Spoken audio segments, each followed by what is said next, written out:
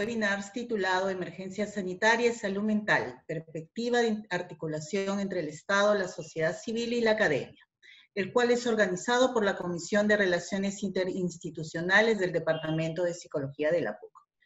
Mi nombre es Mónica Casareto, soy profesora asociada del Departamento de Psicología y voy a tener el gusto de moderar en este foro. El mismo tiene el título como Foro 2, Capacitación a Proveedores de Salud. Antes de comenzar, quisiera solicitarles que durante todo el evento mantengan sus cámaras y micrófonos apagados. Asimismo, al final de la presentación habrá una ronda de preguntas y por ello la sección del chat se encuentra habilitado para dejarnos sus preguntas y o comentarios. En este foro nos acompañan dos profesionales comprometidas en el cuidado de la salud. Presento primero a la psicóloga María Coronel Altamirano. Ella es responsable de la línea estratégica en salud mental en situaciones de emergencia del Ministerio de Salud del Perú. Es egresada de la Maestría de Psicología Comunitaria de la Escuela de Posgrado de la PUC. Cuenta con experiencia en la elaboración, validación e implementación de documentos normativos relacionados a la intervención de salud mental en contextos de emergencia. Asimismo, ella brinda asistencia técnica, monitoreo y evaluación de actividades de cuidado de salud mental en los diferentes niveles de gobierno. Finalmente, realiza coordinación intersectorial para promover la participación comunitaria. Por otro lado, nos acompaña la magistre Viviana Trigoso Bando, licenciada en Psicología Clínica y magíster en Psicología Clínica de la Salud por la PUC. Está formada en Psicoterapia Gestal por el Centro de Terapia Gestáltica del Perú y por Humayquipae en España. Cuenta con 10 años de experiencia en el campo de la psico-oncología y es miembro fundadora de la Asociación Nacional de Psico-Oncología del Perú, AMPE. Actualmente se desempeña como docente contratada de la Facultad de Psicología de la Pontificia Universidad Católica y brinda atención en consulta privada. También trabaja en consultorías ligadas a la salud para entidades públicas y privadas. Cada uno de nuestros ponentes va a tener una primera ronda de 10 minutos para realizar su presentación y una segunda ronda de 5 minutos. Cuando falten 2 minutos les estaré indicando verbalmente el tiempo que queda y asimismo les indicaré cuando el tiempo ha concluido. Luego de la presentación de todas las ponentes pasaremos a una ronda de preguntas. Ahora, estimada María, te doy la palabra para que puedas iniciar tu presentación. Gracias, Mónica.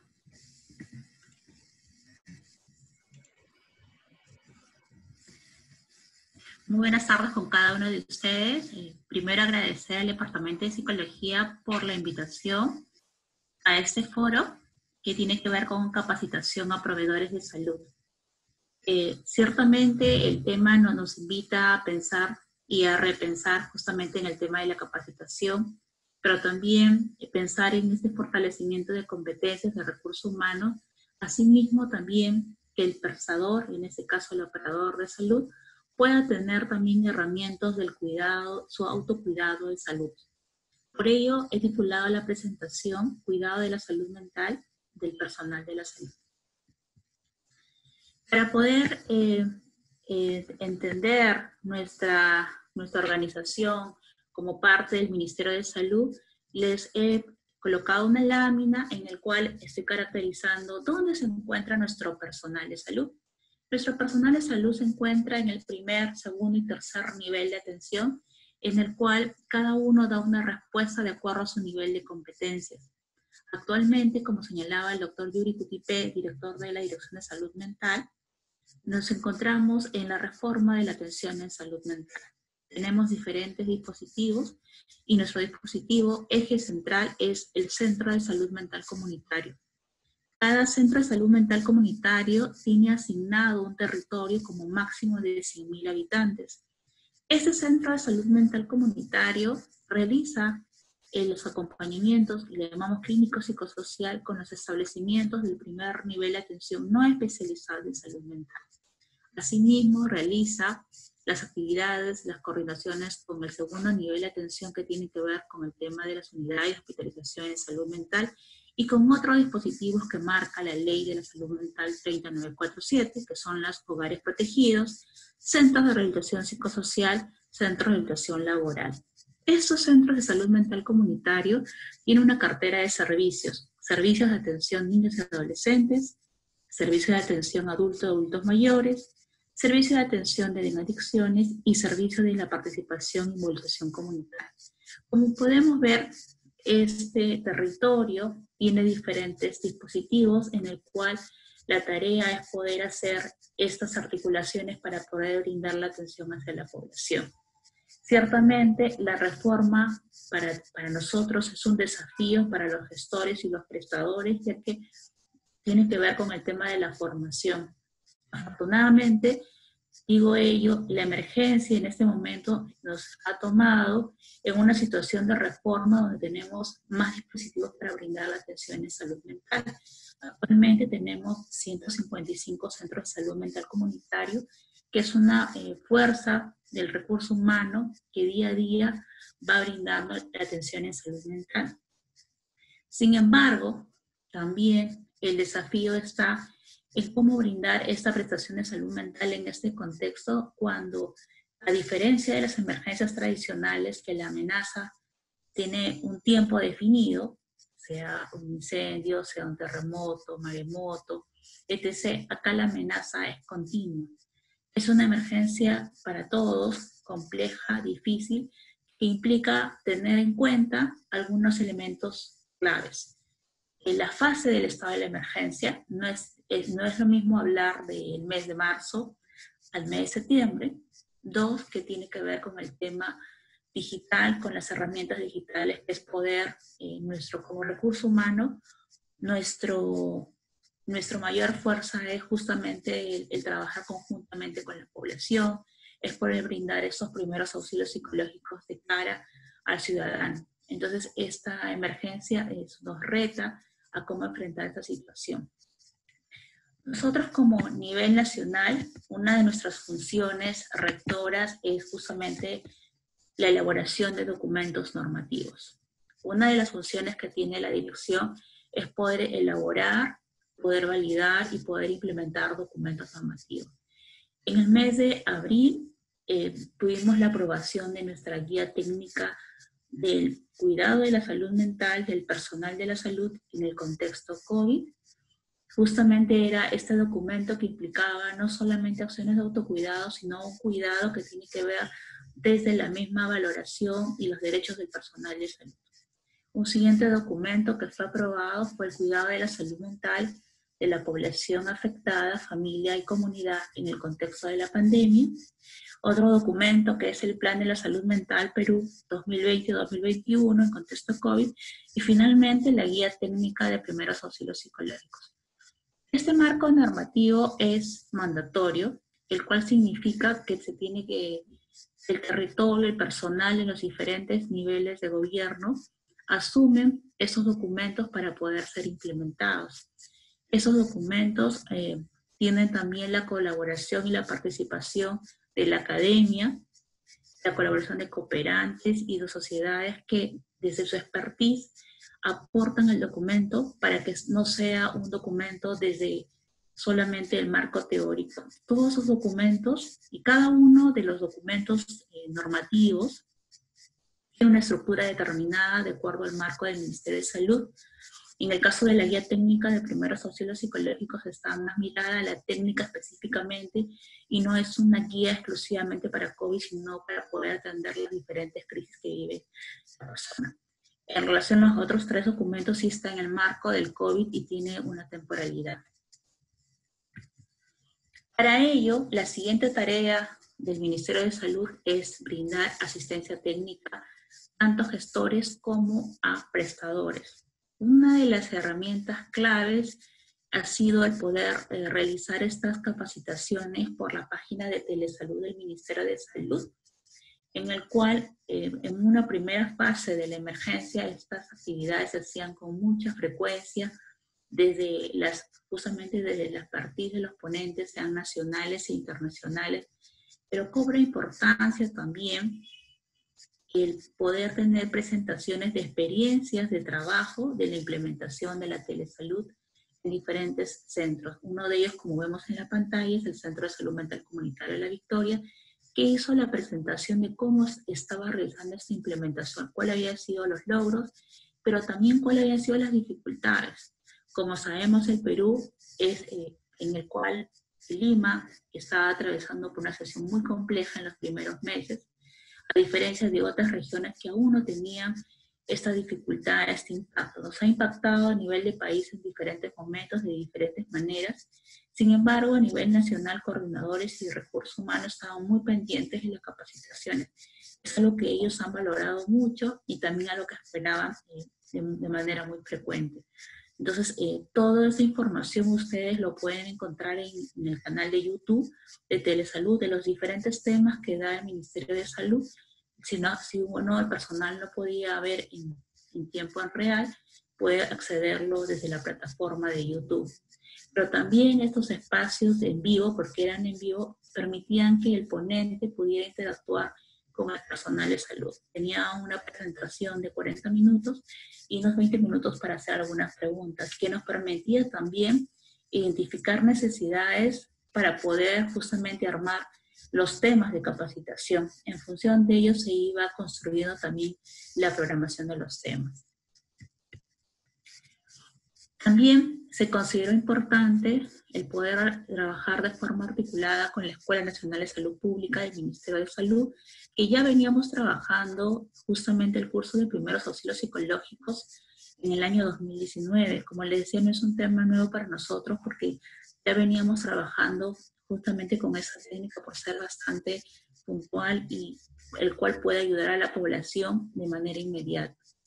Estos cursos se desarrollan con un creditaje gratuito. Todos los cursos que brinda el Ministerio de Salud es gratuito para el personal de la salud. Sin embargo, en el contexto COVID, no solamente era para el personal del Ministerio de Salud, sino también para el personal de salud, personal de Fuerzas Armadas, policía, también para el Ministerio de la Mujer o otros sectores que quisieran tener también esas capacitaciones. Son grabaciones muy puntuales de 20 minutos y unas preguntas al final de cada módulo.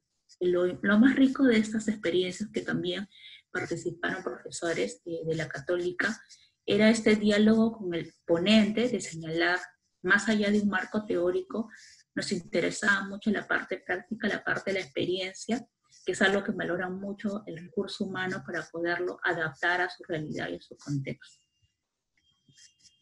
Y finalmente, justamente veíamos en esta necesidad que el personal también se iba afectando. Una de las cosas que hemos tenido de las cooperaciones, este camino del tema de salud mental en el marco de la reforma, hemos venido trabajando al ser sostenido en el tiempo, en las emergencias, las cooperaciones se suelen colocar a disposición de la dirección y responder a las necesidades. Y eso es muy importante, ya que nosotros como expertos no podemos imponer un tema determinado, sino recoger cuáles son esas necesidades para poder brindar esa capacitación. Entonces, ciertamente algo que nos señalaba mucho el recurso humano en diferentes momentos era el estigma que podían sufrir por parte del mismo personal de salud si alguien se podía contagiar con COVID en algunas regiones. Dos, la preocupación de poder contagiar a sus familiares directos porque tenían personas de tercera edad en casa, niños, mujeres embarazadas en la casa. Entonces, este miedo constante también generaba en ellos mucha sensación de malestar.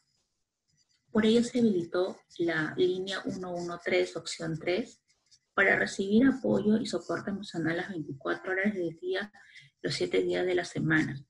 Ciertamente, si ustedes han llamado a esta línea en el tiempo, cada día también se ha ido ajustando, porque ahora tiene otras opciones que están respondiendo a otras necesidades.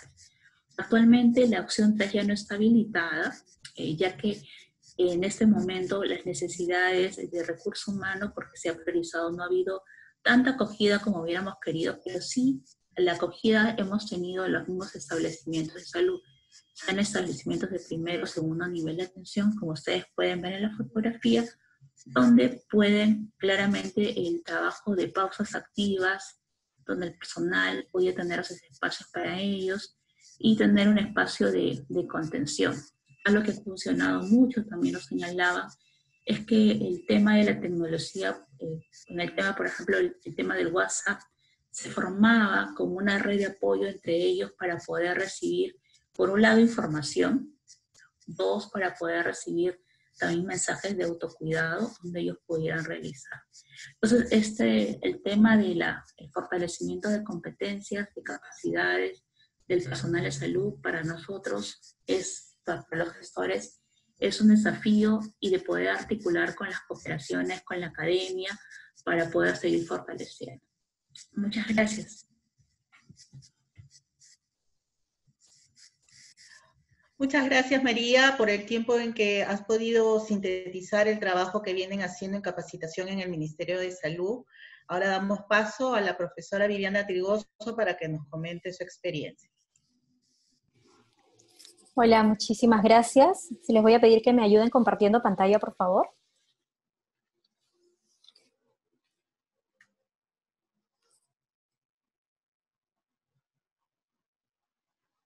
Listo, muchas gracias. Bueno, ante todo, buenas tardes. Es un gusto poder acompañarlos. Agradezco también al Departamento de Psicología y a todas las personas presentes.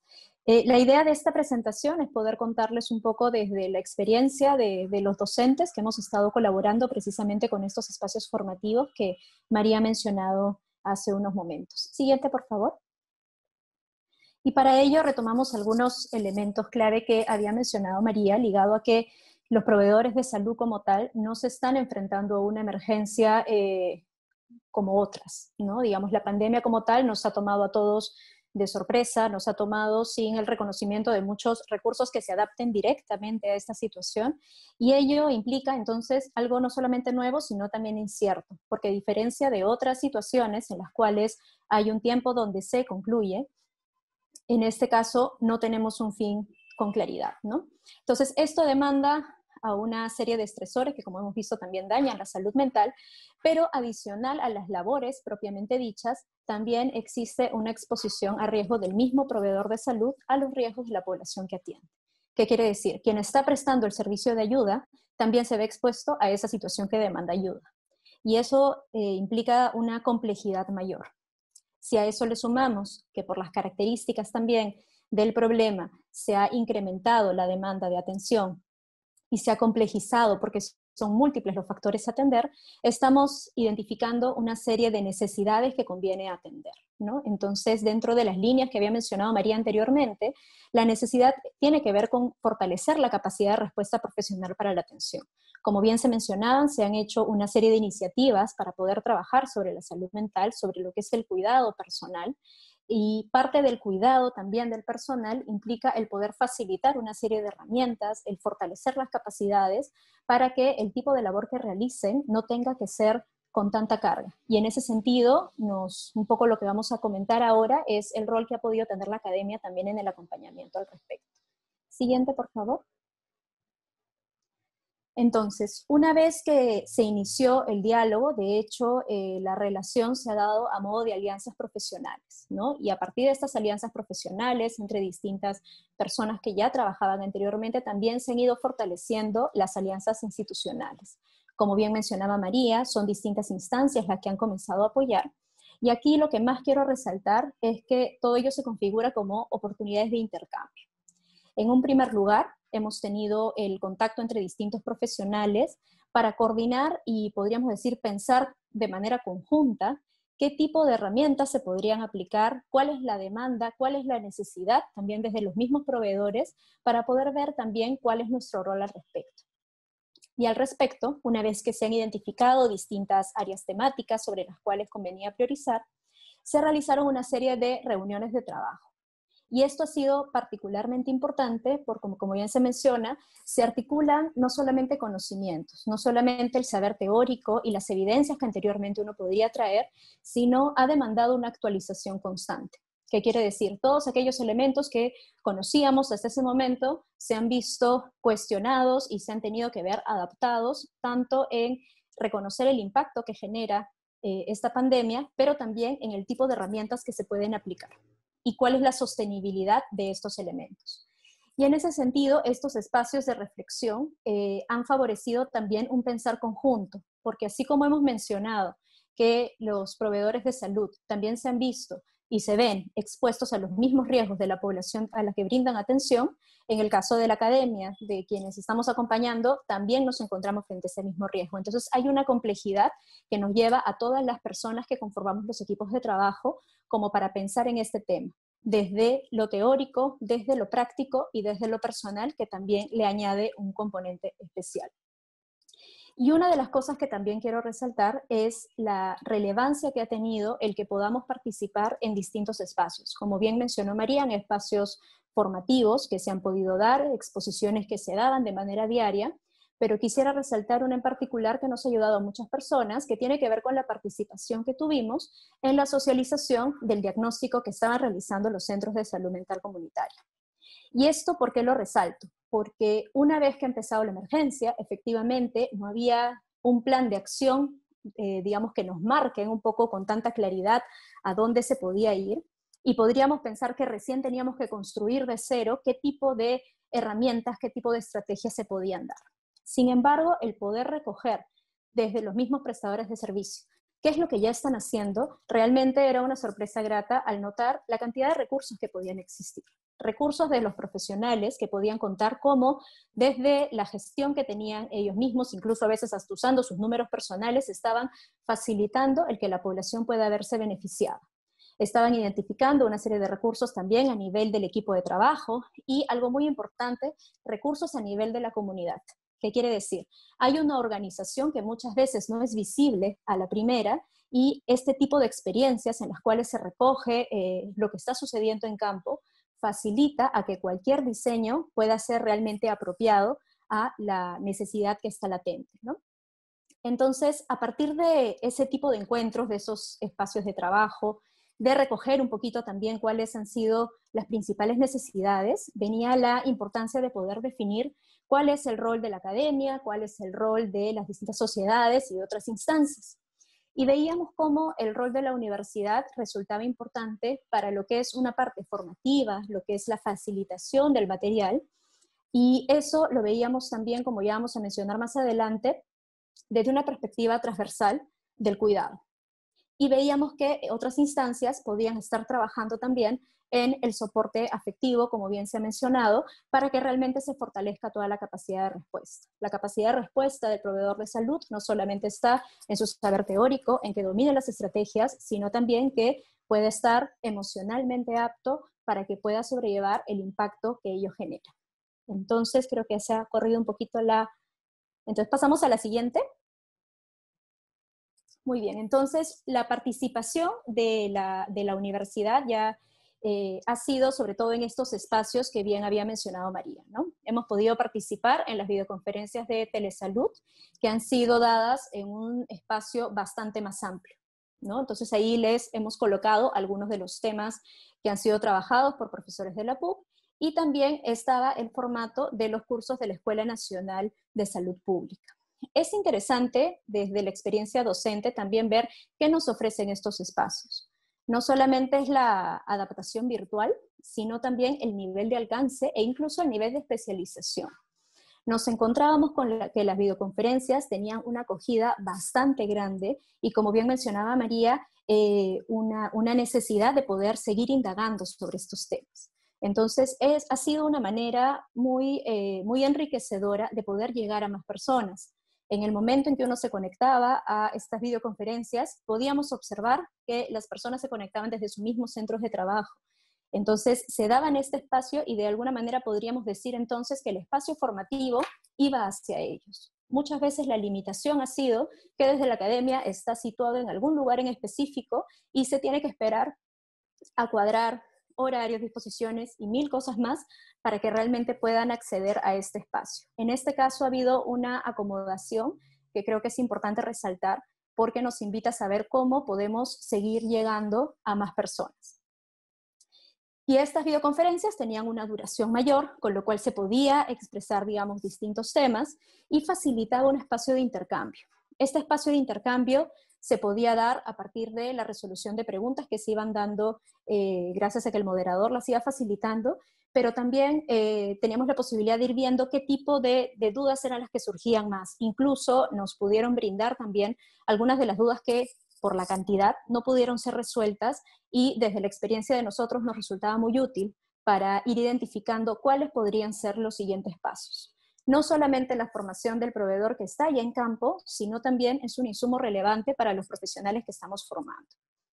Y en el caso de los cursos de la Escuela Nacional de Salud Pública, eran un formato distinto, un formato que demanda un tiempo menor de duración y que demanda que uno sea mucho más acotado en ello. Ahí les presentamos 2 de los cursos en los que hemos participado y esto también se ha adaptado a las necesidades de los proveedores en el sentido en que han sido cursos a los que las personas podían, al estar colocados en una plataforma virtual, podían acceder en distintos momentos. Entonces, algo a rescatar sobre todo esto, no solamente es los temas y qué tipo de información hay que priorizar, sino sobre todo de que la parte formativa y las capacitaciones deben acercarse al campo. No deben estar situadas solamente en alguna instancia más separada. Siguiente, por favor.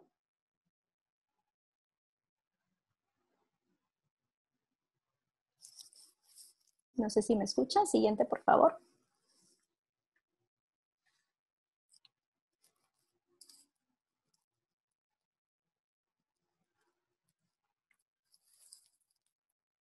A ver.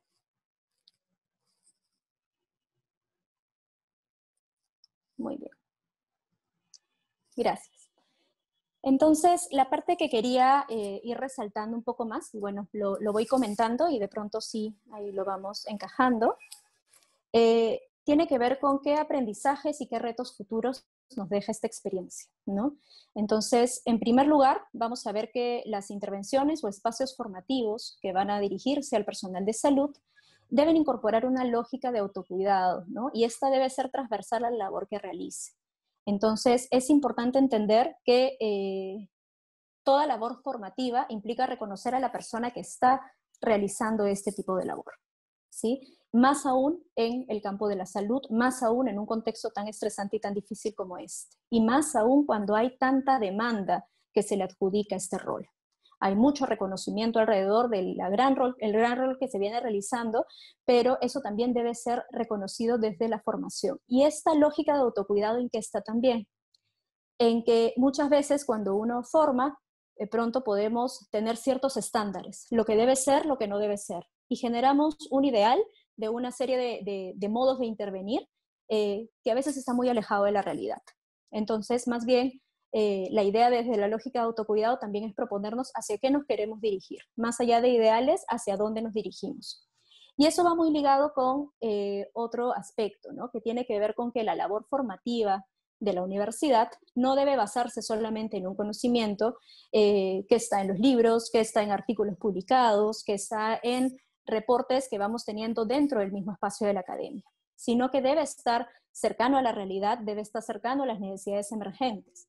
Entonces, la actualización que nos ha demandado esta situación ha sido el reconocer saberes previos de situaciones similares, pero aún así no podíamos tener información tan clara como aquellos espacios de intercambio que se van teniendo con la misma población beneficiaria, y en este caso los proveedores como tal. Solamente a partir de esos espacios es que podemos conocer cómo se está dando la realidad, qué tipo de elementos están siendo funcionales o qué no.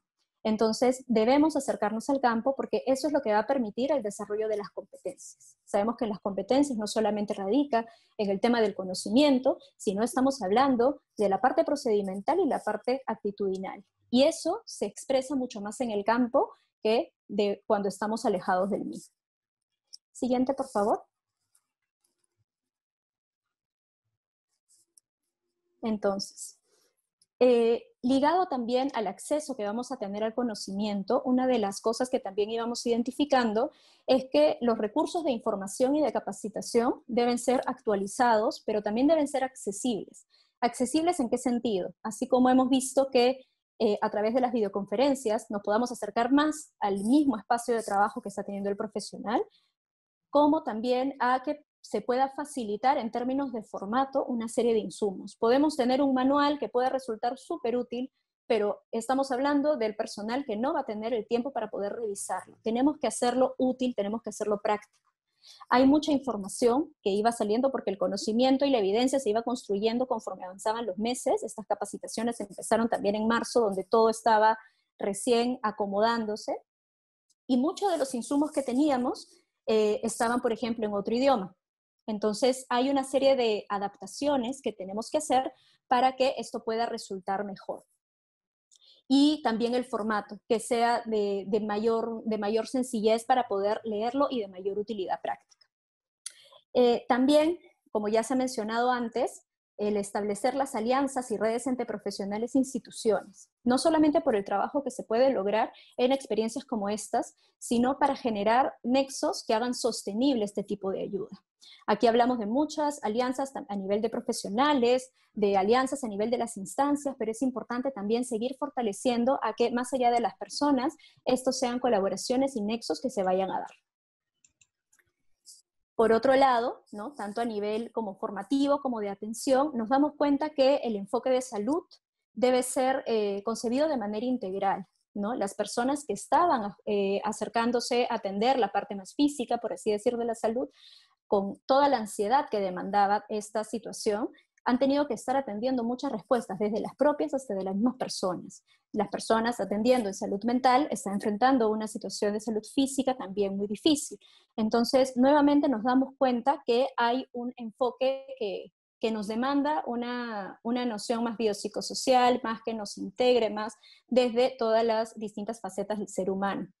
Y asimismo incorporar lo comunitario, ¿no? Más allá de las intervenciones a nivel individual, comenzar a contemplar cuáles son estas particularidades y esta formación de grupos. Y lo que rescataba, por ejemplo, en estas experiencias que teníamos con este diagnóstico de los centros de salud mental comunitaria, más allá de contarnos qué es lo que se estaba haciendo de pronto los profesionales, era también cómo cada comunidad se podía estar organizando al interior. Y esos son saberes que debemos incorporar para que realmente se ajusten todo. Las intervenciones, los mensajes que vamos a transmitir y que podamos tener un conocimiento más certero.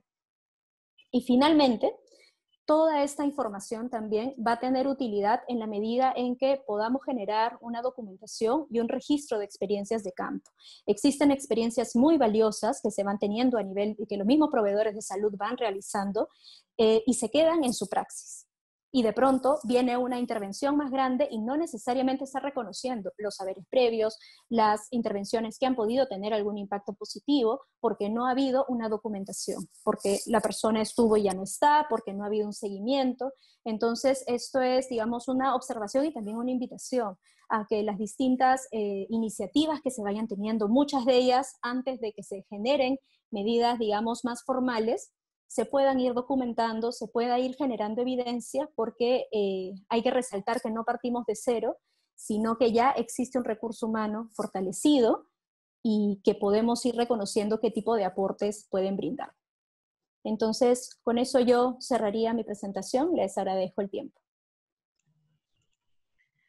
Muy bien, yo les agradezco tanto a María y a Viviana por su presentación. Yo rescato que ha habido muchas similaridades en lo que ustedes han mencionado, más que nada la, digamos, respuesta tan rápida que hubo desde el Ministerio frente a una pandemia que nos agarró, como bien han mencionado, de manera sorpresiva, y que de alguna manera ha sido una situación que hemos vivido como amenazantes tanto dentro como fuera de los ámbitos profesionales. Y en ese sentido es importante el esfuerzo que han hecho desde el Ministerio de mantener este contacto con la academia. Y quizás una de mis primeras reflexiones, y quisiera también saber sus opiniones, es cómo establecer, hacer estos diálogos más fluidos entre la academia, que es la universidad, entre la sociedad civil y el Estado, porque de alguna manera ya había un contacto por el lado de María Coronel con la gente de la Universidad Católica, pero ¿cómo así se establecen esos lazos y de qué manera estos lazos se pueden sostener en el tiempo y fortalecerse? Pues justamente los contactos que han habido han permitido las propuestas frente a todos los temas de capacitación del personal. El otro tema que quisiera rescatar y que me pareció muy importante es que cuando se ha pensado en herramientas para enfrentar las necesidades en salud mental que que van a emerger y que han emergido en medio de la pandemia ha sido que se ha pensado en brindar a los profesionales estrategias para el cuidado de la salud mental de afectados de COVID, pero también de afectados por el impacto en salud mental que tiene esta pandemia, pero por el otro lado también se ha pensado en el autocuidado del propio profesional. Y en ese sentido, mis reflexiones o sus comentarios respecto a cuánta apertura o interés ha habido en ese campo, y si ustedes consideran de que hay un tipo de evolución respecto a la noción de la importancia del cuidado del que cuida. Y el otro tema que yo quería plantearles era que el ingreso a la pandemia nos ha obligado a todos a contactarnos, no de manera presencial, sino a través de las redes, a través de la distancia, como puede ser el Zoom. Para muchas personas ha sido un proceso muy difícil el pasar a utilizar este tipo de tecnología. Y más cuando se tiene que hacer una formación, una capacitación a distancia. ¿Qué es lo que ustedes encuentran que ha funcionado, la recepción que ha podido tener el público asistente a todos estos tipos de capacitaciones? ¿Cómo han recepcionado, por ejemplo, y las dificultades técnicas que han encontrado, y qué cosa queda como enseñanza al respecto? Entonces, les doy un espacio para que cada una pueda contestar quizás algo de estas tres preguntas que les he soltado respecto a su ponencia. Sí, en realidad cuando Mónica señala el tema del diálogo entre la academia, la sociedad civil y el Ministerio de Salud, ciertamente parte por el tema de personas, ¿no? En el tiempo es una alianza más de la parte profesional, en el caso que siempre ha estado en el tema de situaciones de emergencia y desastres, que hay esa disponibilidad, ya que los tiempos de la universidad son tiempos diferentes al Estado. En el Estado, nuestra función es responder inmediatamente a la situación de emergencia, porque es nuestra función como tal.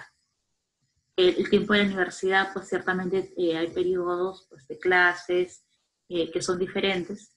Sin embargo, la disposición de los profesores, que ha habido este alcance, tal vez en el caso de Tesania Velázquez, es quien ha estado en más contacto con la Dirección de Salud Mental, y también la universidad, diferentes, no solamente en emergencias, sino en diferentes eventos que tuvimos el año pasado, conjuntamente, que hubo la presentación de las experiencias de los centros de salud mental comunitarios, que fue una experiencia muy rica, en el cual también estuvieron nuestras autoridades del Ministerio de Salud, donde se le da este espacio para que el personal de salud también pueda socializar la experiencia, pero también escuchar al otro personal de salud, en el cual también pueda hacer preguntas de las cosas que le han funcionado o las cosas que de pronto les han ido bastante bien, ¿no?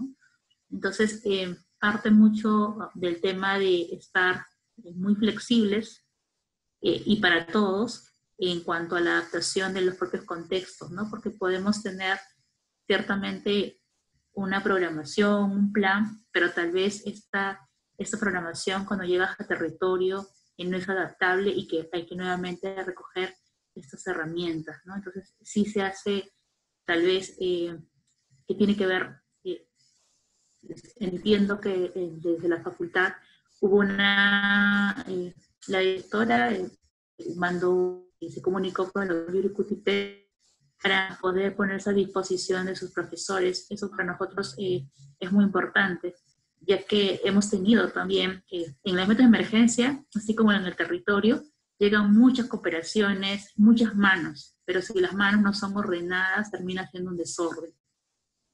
Nosotros también como ministerio respondemos ante la ciudadanía, como el personal de salud, de buscar qué cosa es lo que se necesita en ese momento.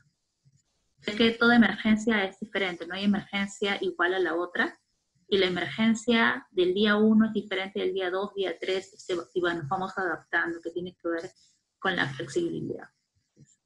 Va por ese lado mi respuesta a esa pregunta. Sí, gracias. Bueno, me quedaba pensando en varios elementos de lo que mencionabas, Mónica, pero quería rescatar dentro de esta primera pregunta que había estado comentando María, que también creo que se responde en otra pregunta más que vi más adelante, de cómo integrar un poco, cómo hacer más fluido este diálogo, ¿no? Entonces, si bien en este caso se ha dado el contacto también desde los profesionales, posteriormente también siempre va a ser importante que desde nuestra labor formativa, desde las aulas, ya podamos ir acercando cada vez más la experiencia a campo. Hay una serie de cuidados éticos que hay que tener, pero eso no impide de que, por ejemplo, haya el reporte de los profesionales que ya están en campo como para que se tenga ese acercamiento. Sino muchas veces la puesta en práctica es sorpresiva para muchos estudiantes, ¿no? Entonces, parte de la práctica responsable se aprende por la experiencia, pero no porque, digamos, se suelte de inmediato a la persona, sino más bien porque personal especializado, personal en campo, es el que va a asistir. Muchas veces sucede que el personal que más maneja campo no necesariamente está en la academia, y que el personal que de pronto que maneja mucha la oratoria y de qué manera dictar no necesariamente está en campo. Entonces hay que generar una labor más integrada de estas distintas competencias, precisamente cómo se ven manifestadas para cada una de estas situaciones. Y lo que el estudiante todavía no está desarrollando por estar en su proceso de aprendizaje de manera directa, lo puede también ir accediendo a partir de las experiencias que ya se dan. Entonces, un poco aquí también la recomendación tiene que ver con este tipo de experiencias que se van teniendo, poder documentarlas, poder sistematizarlas. Ello facilita que se cree un cuerpo de conocimiento y se sepa que para una siguiente oportunidad se está partiendo de algo en especial, ¿no? Y otra cosa también que quiero rescatar en relación a los puntos que se estaban mencionando, que mencionabas, Mónica, es sobre este papel del autocuidado, que lo hemos elegido como este tema también transversal. Creo que tiene que ver con el momento en que se está visualizando más, porque esta palabrita que usamos mucho, ¿no? El recurso humano, y que a veces la vemos medio lejana, realmente el proveedor de salud es recurso humano en toda su expresión, porque más allá de su sapiencia, en su presencia, en cómo está, es que va a poder brindar el tipo de atención, incluso teniendo toda la capacitación necesaria. Si emocionalmente no se encuentra bien, si no está en un espacio seguro, si no tiene una serie de condiciones básicas, es muy difícil que se pueda ejercer. Y ahí es una responsabilidad que tenemos desde distintas instancias, ¿no? Entonces, aquí nos demanda también a ir repensando esto, y vuelvo nuevamente a las aulas, cuánto estamos inculcando esto también dentro de nuestros estudiantes para que ellos mismos como recurso humano también fortalezcan esta práctica de autocuidado. La práctica de autocuidado te permite reconocer tus derechos, te permite también poner tus propios límites e identificar de qué manera hacemos uso también del saber profesional. Y finalmente mencionabas, perdón, el tema de la parte de la comunicación virtual. De hecho, creo que eso da para bastante tema, pero sí mencionar que ese reto de la atención parcialmente también lo hemos tenido más allá de nuestra práctica con estos espacios de capacitación. Entonces, esa parte también ha sido enriquecedora porque hemos estado viendo cuáles son los alcances, pero también la limitación de una comunicación de este tipo. Pero, y en relación al tema de la tecnología, ciertamente para todos ha sido nuestra capacitación, siempre ha sido desde la parte presencial. Ya utilizábamos los canales para el Zoom para poder hacer actividades gruesas y grandes, más no con esta frecuencia. Entonces, ciertamente tendríamos que adaptarnos a horarios, porque sabemos que en algunas zonas el tema del internet es muy inestable.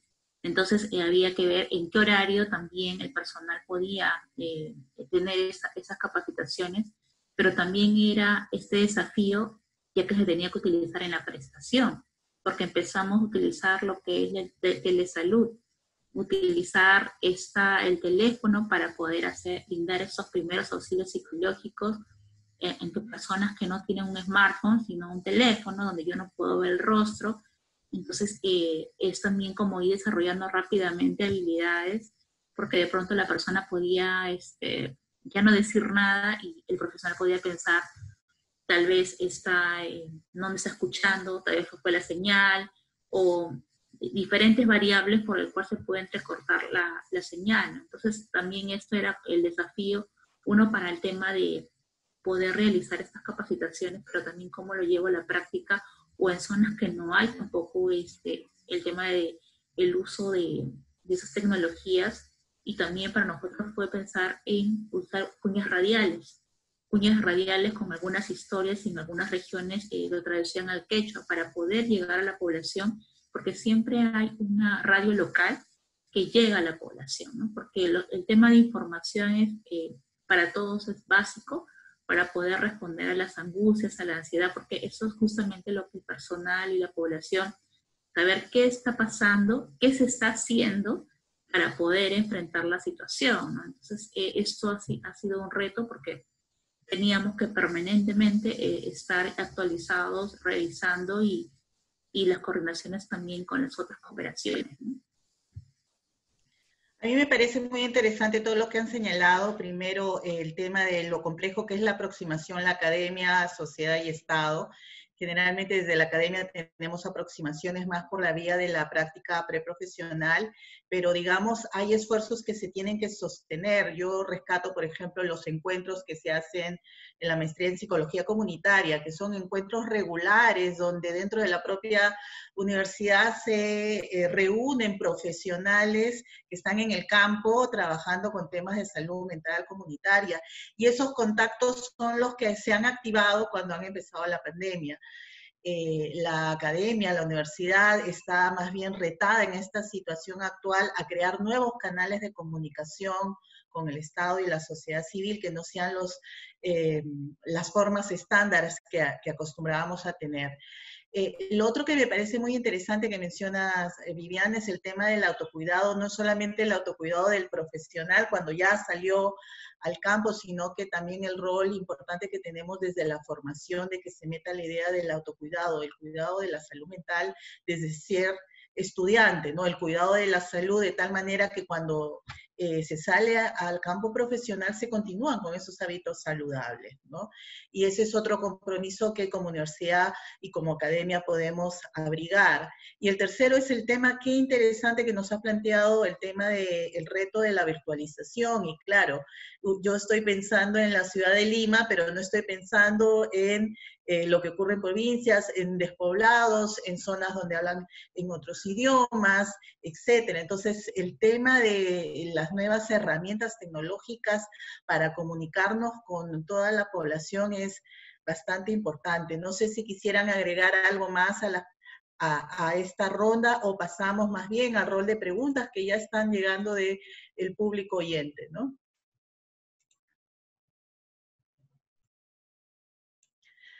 Bueno, me están llegando algunas preguntas, ¿les parece si se las comparto? La primera tiene que ver con las habilidades de autocuidado. En ese sentido, nos pregunta, en su opinión, cuáles son las áreas del trabajo en autocuidado que más se requieren fortalecer en el trabajo de capacitación con el personal. En función a las presentaciones y a las preguntas que han tenido del público.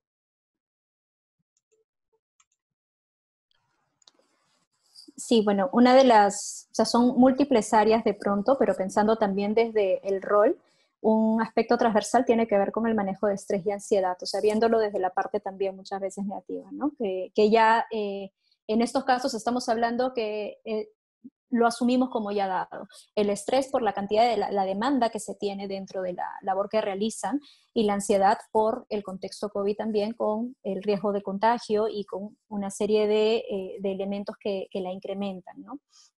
Entonces, sí es preciso el poder fortalecer estrategias personales, ¿no? Del propio reconocimiento del personal, de identificación de sus propias emociones, de identificación de sus propios recursos para hacer frente a las manifestaciones que presenta, pero no podemos perder de vista aquellas estrategias que se pueden dar dentro del corte institucional. Y aquí viene la noción de cuidados de equipos. Entonces, una de las cosas también importantes que se ha visto es cómo dentro de los equipos se pueden fortalecer.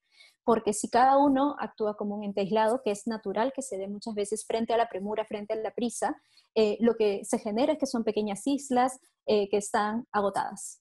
Entonces, hay esta noción de trabajo en equipo no solamente implica el poder trabajar en base a la división de roles y el identificar qué tipo de papeles pueden tener, sino también el soporte efectivo, ¿no? Entonces, también estamos hablando de personas que trabajando en el mismo entorno están experimentando estresores muy similares y entonces, y muchas veces eso, en vez de acercarlos, genera una mayor distancia. Entonces, desde los distintos prestadores de servicio, desde las distintas instancias, también se puede trabajar en poder brindar estos espacios de soporte. De hecho, en la comunicación que se fue generando, y vamos viendo también cómo en este rol de la academia se podía ir facilitando esta parte formativa, pero también hubieron otras instancias que estaban trabajando también en la parte más del mismo soporte, de la supervisión emocional que se da al personal, al mismo equipo que está atendiendo ya. Entonces, más que uno abarque todo, es la confluencia de saberes y la posibilidad de identificar que el trabajo depende de muchas iniciativas personales, pero en estas cosas la noción de equipo es fundamental. Sí, claro, dentro del tema de autocuidado, como dice Viviana, que tiene que ver con estas redes de apoyo, ¿no? Que es nuestro primer entorno, porque en la institución, el centro de salud, el hospital, es una comunidad. Y es una comunidad que ha ido funcionando de una manera determinada y en un estado de emergencia el funcionamiento cambia. Y necesitamos de nuestros pares para poder tejer esta red de apoyo tanto en información como de apoyo y acompañamiento. También es importante tener en cuenta todo lo que tiene que ver con el tema de la alimentación, la higiene del sueño, que muchas veces podemos decir que solamente hablamos del tema psicológico, pero pasa por el cuerpo de que uno pueda tener las horas de descanso, poder alimentarnos, el tener las pausas activas, tenerlo siempre presente y podernos entre nosotros mismos también darnos cuenta para poder finalmente poder estar más poder dar una mejor respuesta en nuestro trabajo. Sí, por lo que mencionan ustedes, como que hay campos especializados que se trabajan en el autocuidado. Por un lado, el manejo de las emociones como la ansiedad, la tristeza, la cólera. Por el otro lado, los hábitos de cuidado de la propia salud, aspectos tan básicos como el sueño, la alimentación. Y más bien, justamente, en medio de una pandemia donde todas las prioridades se mueven, a veces estas son las conductas que más se sacrifican. Comentaba la profesora Viviana Trigoso que la importancia del trabajo en equipo y la importancia de además que hayan las condiciones para ese autocuidado, y esas condiciones exceden al individuo, sino dependen mucho de que el contexto organizacional lo permita. Y una de las preguntas en esa línea que plantea el público es ¿cómo hacer que, por ejemplo, estos espacios de supervisión, de acompañamiento, de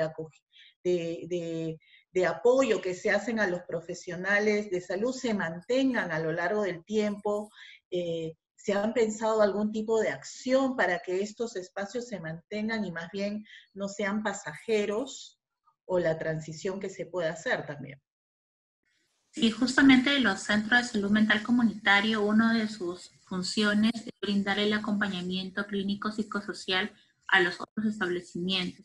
¿Qué significa ello? El poder brindar estas capacitaciones en los temas, problemas de salud mental y acompañar este proceso para que tampoco se sientan solos en el territorio, ya que no hay un equipo especializado en salud mental, pero sí pueden tener pues a este equipo multidisciplinario para poder hacer esa intervención. Entonces, desde el primer nivel de atención ya se viene realizando este acompañamiento clínico psicosocial como parte de esta formación. Lo que ahorita en este momento también nos están apoyando las cooperaciones es hacer el acompañamiento al equipo de los centros comunitarios, a los que también tiene quién acompaña a quién, porque en realidad el comunitario acompaña a los otros servicios no especializados, pero en ese momento el acompañamiento viene siendo por unas cooperaciones y ya hemos venido teniendo algunos acompañamientos, ciertamente también de fuera, con la Fundación Manantial. Estuvieron acá también por 2 años, en marco de un convenio, donde se hacía este acompañamiento a un establecimiento de salud muy puntual para poder justamente desarrollar estrategias y poder resolver los problemas en el territorio.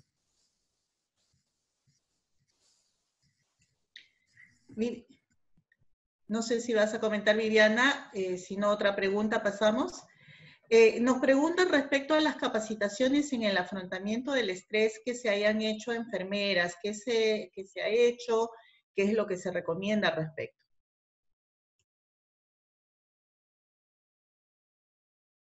No sé si Vivi.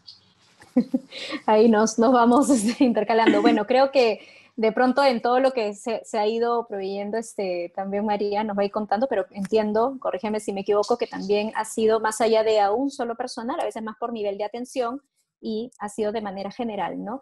Y de hecho, una de las capacitaciones brindada por Mónica fue también el estrés y afrontamiento en el personal de salud también. Y entonces eso se ha ido abarcando de manera como más colectiva y global, ¿no? Independientemente también en otros sectores, sé que mucho también ha tenido que ver con organización que han tenido también los mismos grupos de enfermeras o de cada gremio para también hacer como más manifiesta la demanda que hay, ¿no? Entonces creo que también hay distintos espacios en los cuales se va teniendo la receptividad a ver qué tipo de intervenciones se puede realizar, pero tengo entendido que mucho se ha ido abarcando más desde el concepto de proveedor de salud global o personal de salud de manera global más que especializado. Pero valdría la pena ir viendo también porque creo que implica el ir identificando el rol de cada uno en el cuidado. Sí, y en realidad, como decía Viviana, estas estrategias de autocuidado se ha dado tanto al personal profesional como no profesional, ya que desde lo que nos toca, nuestros niveles de estrés suben, pues justamente por la demanda que hay en la población frente a esa situación de emergencia, y también ajustarse al marco normativo y las disposiciones que se van dando desde el nivel nacional. Entonces, el estrés es en los hospitales es constante y en el cual implica también tener que desde el personal que atiende a la población pueda también tener esas estrategias para poder finalmente desarrollando también ese autocuidado. Lo que se ha hecho también en los hospitales y en los centros de salud mental comunitarios, que en sus páginas web de sus Facebooks también ellos puedan dar videos muy cortitos donde puedan dar esas estrategias que el personal y también la población pueda tenerlo en cuenta para practicar. Una pregunta que va en la línea de lo que ustedes comentan tiene que ver con que ustedes han participado en el diseño de las capacitaciones a personal de salud en un momento donde la pandemia aparece. Sin embargo, esto es una situación en la cual nos vamos a mantener largo tiempo, como sabemos. En ese sentido, se preguntan el público si es que se ha pensado en un nuevo levantamiento de información sobre necesidades de capacitación, ya que ya hemos pasado la etapa inicial de choque y ahora más bien ya estamos reacomodando nuestra vida a esta pandemia, donde además ya las personas están teniendo mayor movilización fuera en la calle. Entonces, ¿se ha pensado en hacer un nuevo diagnóstico? En relación a ello, nosotros lo que buscamos ahora y lo que se espera de una emergencia es que las personas regresen a sus actividades de la vida diaria. Que nosotros como Ministerio de Salud tenemos metas, tenemos ya los programas. Dentro del programa hay un programa lo que es justamente en salud mental en casos de emergencia, y ciertamente todas las capacitaciones están miradas en poder dar respuesta, y siempre hay, en función a las necesidades se hace cada uno de nosotros en la Dirección de Salud Mental lleva una línea. Hay una línea de depresión, hay una línea de abuso de consumo de alcohol, hay un área de niños. Cada uno tenemos una línea y las líneas van coordinando con las regiones y vamos viendo dónde están esas necesidades, pero nuestro foco ahorita está mirando más en el tema de depresión y en el caso de las conductas suicidas, porque hemos encontrado, se hizo una encuesta en el mes de mayo, donde a la población encuestada ya se encontraba algunos indicadores de depresión y de conducta suicida. Entonces vamos mirando y apuntando justamente a ponerle más fuerza en trabajar el tema que está también mirado en el plan de salud mental en contexto COVID. Tiene dos componentes, que es la parte de promoción de la salud y el tema de la atención frente a estas situaciones de violencia que han aparecido, se han presentado, se han agudizado en este contexto de emergencia, y también el tema de los servicios, ¿no? Entonces la idea es poder identificar, que ya tenemos este foco de poder trabajar y poderlo ponerlo en marcha. Entonces, y poder finalmente que el recurso humano y la población podamos finalmente regresar todas a las actividades de nuestra vida diaria. Sí, yo ahí quería complementar, creo que es central el eje que menciona María de la adaptación, ¿no? Porque efectivamente ha habido, y cuando se ha dado esta primera respuesta, ha tenido que ver también con el impacto inicial y con partir de recoger lo que se tenía en ese momento, que como mencioné, había muchos factores importantes a rescatar porque ya las personas estaban interviniendo, ya se estaba respondiendo a la emergencia, pero incluso también desde nuestro rol en la universidad, el cuerpo de conocimiento iba creciendo y ahorita ya hay bastante información y se puede seguir gestando. Se puede seguir problematizando esto sin que se centre todo en ello, porque igual dentro de la misma formación los estudiantes van aprendiendo en el marco general, no se trata de que solamente aprendan en contexto de pandemia, pero sí entender cómo pueden suceder situaciones de este tipo que van a movilizar y van a demandar distintos niveles de adaptación también, ¿no? Y sobre eso, quizás algunos elementos que pueden ayudar y que no solamente dependen de instancias que se vayan organizando, porque a veces también las medidas se van tomando conforme hayan iniciativas propias del gremio, propias, digamos, de cada instancia, el poder generar estos espacios de intercambio. Rescato nuevamente una de las cosas que había mencionado en la presentación, pero realmente espacios en los cuales parece mentira, pero nos detengamos a pensar en el tema. Esto ha venido de tal manera que ha sido actuar.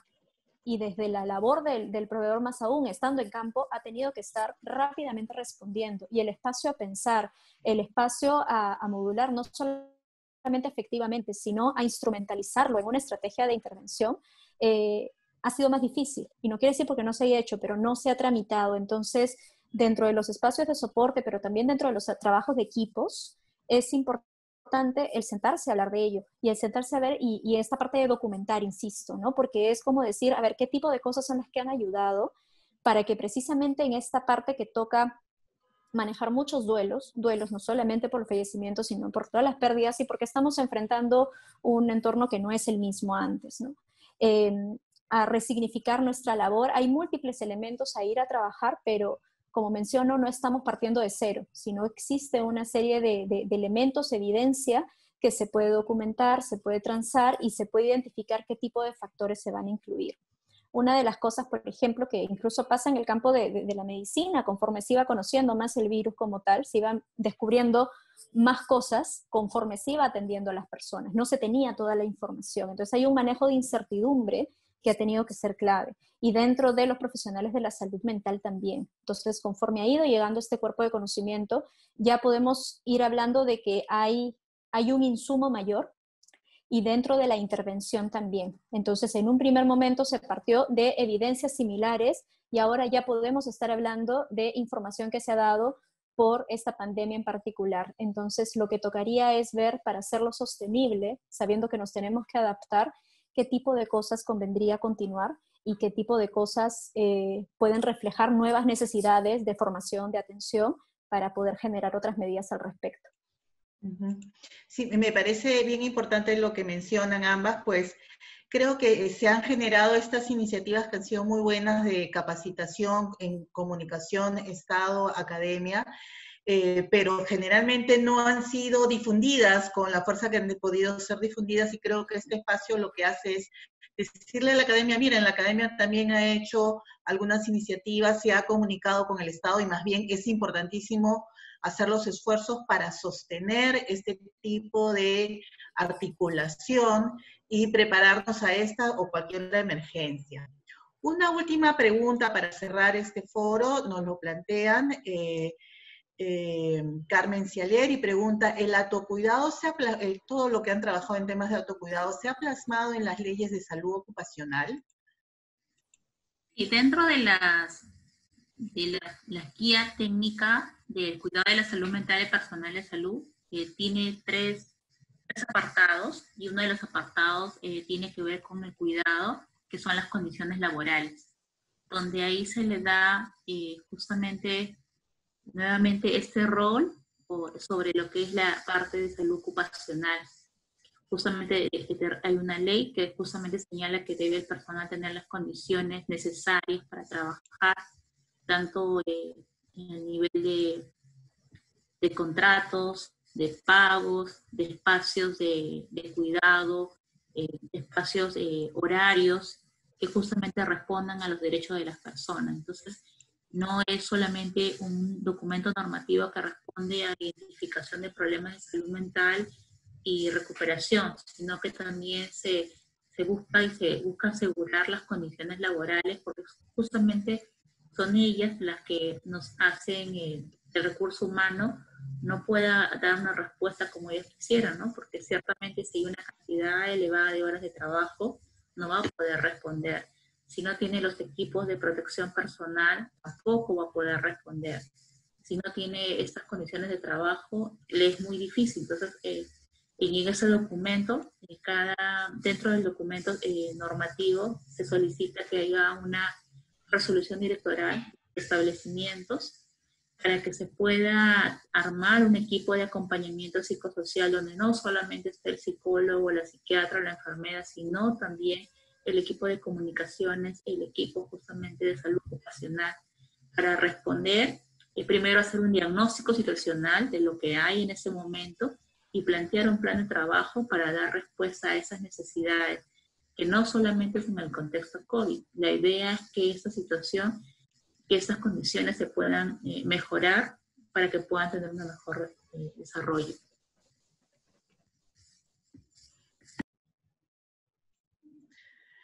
Muy bien, entonces no sé, Vivi, si quieras concluir yo para dar paso al cierre de este webinar. Sí, básicamente, bueno, ya también cerrando, escuchando todo lo que menciona María, y sí creo que tenemos el gran reto de cuidarnos mejor ahora en esta etapa, pero sí efectivamente cuidar mejor al proveedor de salud, ¿no? Un poco ligado a estas condiciones que estaba mencionando María, que también están contempladas. Y sabemos que algunas de ellas demandan, digamos, un plazo distinto, y eso también puede ser bastante frustrante, ¿no? Entonces, nuevamente resalto la importancia de ir viendo qué se puede generar y a nivel, digamos, de cada comunidad, a nivel de cada instancia, para poder fortalecer también ese camino basado en la evidencia de lo que va funcionando, y a partir de ello ya poder incluso asumirse más a nivel de políticas posteriormente. Muy bien, llegando ya a las 6:12, doy por concluido este segundo webinar. Más bien agradecer muchísimo en nombre del Departamento de Psicología de la PUC y especialmente de la Comisión de Relaciones Interinstitucionales a nuestras invitadas, a la profesora Viviana Tegoso y a la psicóloga María Coronel, por habernos presentado la experiencia tan importante que han tenido en la capacitación de profesionales de salud en medio de la pandemia. Creo que lo que nos han mostrado ha sido bastante ambicioso y bastante positivo. Ha sido, creo que una experiencia maravillosa desde el lado de la academia, el poder movernos de este espacio tan aséptico y aproximarnos a la realidad, y más bien la idea de tener un compromiso para continuar este tipo de vínculos. Nuevamente, muchas gracias Viviana Trigoso y María Coronel, y más bien los invito al resto del público a acompañarnos el próximo jueves al tercer foro titulado Retos en la medición del impacto del COVID en el desarrollo de los niños. Muchas gracias a todos los oyentes, nos despedimos.